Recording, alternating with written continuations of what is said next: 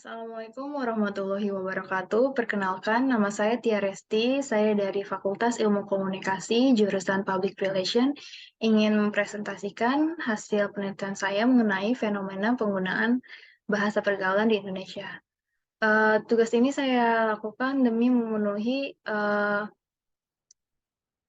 tugas besar 2 bahasa Indonesia. Saya ingin membahas tentang fenomena penggunaan bahasa pergaulan di Indonesia. Um, yang ingin saya bahas dalam hal ini adalah bahasa pergaulan, bahasa yang digunakan dalam interaksi sosial sehari-hari, serta fenomena penggunaan bahasa pergaulan di Indonesia. Tujuan dari presentasi saya ini adalah supaya kita memahami pengaruh bahasa pergaulan dalam masyarakat. Bahasa pergaulan merujuk pada jenis bahasa yang digunakan dalam interaksi sosial sehari-hari antara individu atau dalam lingkungan sosial tertentu. Ini adalah bentuk bahasa yang lebih santai, informal, dan cenderung tidak terlalu kaku atau formal. Bahasa pergaulan memiliki karakteristik sebagai berikut. 1. Gaya bahasa santai. Bahasa pergaulan cenderung lebih santai dan informal dibandingkan dengan bahasa resmi atau bahasa tulis. Ungkapan yang digunakan dalam bahasa pergaulan bisa lebih sederhana dan mengikuti konvensi percakapan sehari-hari. Jadi bahasa yang biasa kita gunakan kayak kalau lagi ngomong sama temen atau sama sahabat, karena bahasanya lebih singkat dan lebih mudah dimengerti untuk saya dan untuk teman-teman saya. Kedua, penggunaan istilah atau slang. Bahasa pergaulan seringkali melibatkan penggunaan istilah khusus, idiom atau slang yang mungkin tidak ditemukan dalam bahasa formal. Istilah-istilah ini mungkin berbeda di setiap kelompok sosial atau wilayah geografis tertentu. Kayak istilah-istilah slang yang sering saya gunakan waktu saya masih sekolah di bangku SMP dulu adalah kamseupai, kampungan sekaligus upaya. Itu adalah singkatan-singkatan yang mengacu pada memperolok seseorang, dan itu tidak baik. Tapi saya sering menggunakan istilah-istilah seperti itu dalam percakapan setiap hari saya dengan teman saya. Ketiga, singkatan dan akronim. Bahasa pergaulan sering menggunakan singkatan atau akronim untuk menghemat waktu dan mempermudah komunikasi. Contohnya adalah kayak LOL, laugh out loud, atau oh my god, OMG, atau BRB, be right back, dan sebagainya. Keempat, fleksibilitas tata bahasa. Dalam bahasa pergaulan, aturan tata bahasa mungkin tidak ditegakkan dengan ketat seperti dalam bahasa resmi. Kalimat yang tidak sempurna secara tata bahasa masih bisa diterima jika dapat dipahami secara kontekstual. Kelima, bentuk nonverbal.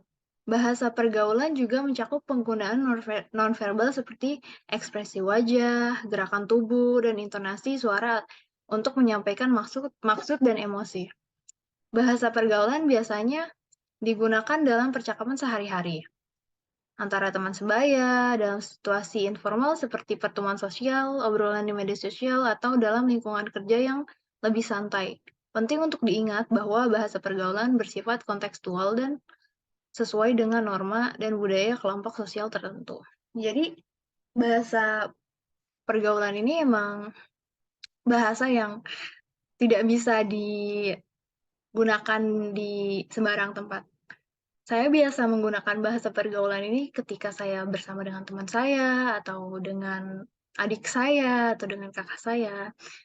Saya tidak akan menggunakan bahasa pergaulan ketika saya berbicara dengan bos saya, atau dosen, atau orang yang saya hormati. Seperti itu. Asal-usul bahasa pergaulan di Indonesia. Bahasa pergaulan tidak memiliki asal-usul yang jelas atau titik awal yang spesifik karena ia berkembang secara alami melalui interaksi sosial dalam komunitas tertentu. Bahasa pergaulan berasal dari kebutuhan manusia untuk berkomunikasi secara efektif dalam situasi informal dan santai. Proses terbentuknya bahasa pergaulan melibatkan faktor-faktor berikut. Satu, adanya interaksi sosial. Bahasa pergaulan berkembang dalam konteks interaksi sosial sehari-hari antara individu atau kelompok. Ketika orang-orang berkomunikasi secara informal, dalam lingkungan yang tidak terlalu kaku atau formal, mereka cenderung menggunakan ungkapan dan gaya bahasa yang lebih santai dan akrab. Itu saya sering lakukan ketika saya sedang berbicara dengan teman saya. Kedua, pengaruh kelompok sosial. Bahasa pergaulan juga dipengaruhi oleh kelompok sosial atau komunitas tertentu. Setiap kelompok memiliki cara unik dalam berkomunikasi yang mencerminkan identitas dan nilai-nilai mereka. Dalam kelompok-kelompok ini, istilah khusus,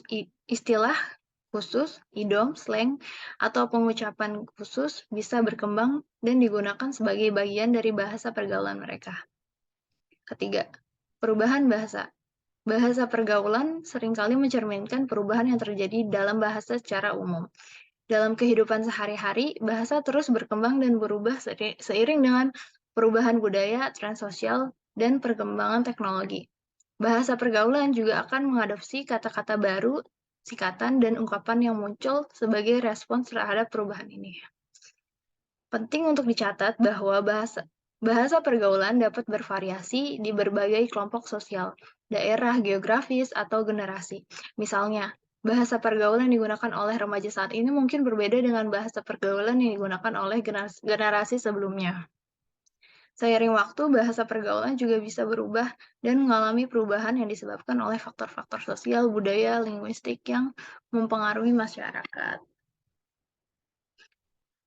Karakteristik bahasa pergaulan di Indonesia antara lain singkat dan padat, menggunakan kata-kata slang atau kata-kata yang telah dimodifikasi, sering menggunakan kode-kode singkatan seperti gaul, kepo, lapar, dan sebagainya, cenderung mengikuti tren dan perubahan budaya.